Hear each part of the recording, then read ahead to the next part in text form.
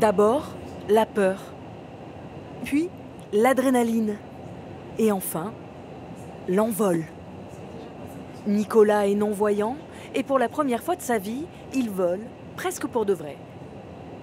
Je m'attendais vraiment pas à ça parce que quand vous entrez, en fait, c'est vraiment, en fait, la soufflerie, elle fait que 4 mètres de diamètre, mais tu as l'impression, franchement, que tu sautes de 4000 mètres de hauteur. Tu sens que c'est le vide, alors que non, en fait, il y a des barrières. Tu relèves les bras, on est en bordure de porte, on s'apprête à voler. Mais avant le grand saut, il faut d'abord répéter les mouvements et surtout prendre ses marques dans l'espace.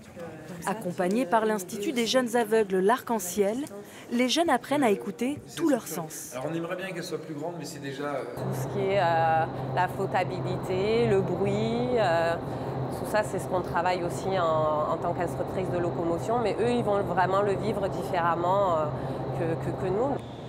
Entre les mains de Grégory Crozier et Karine Joly, deux champions du monde de parachutisme artistique, Nicolas, Morgane et Sofiane s'apprêtent à vivre une expérience sensationnelle. Ce qu'on partage surtout, c'est une sensation. Alors évidemment, les voyants peuvent apprécier un peu plus l'environnement dans lequel ils sont, mais c'est avant tout une position de vol qu'on peut adopter sans avoir forcément la vue, ça c'est sûr. Et du coup, c'est de la sensation pure. C'était incroyable. C'était différent de...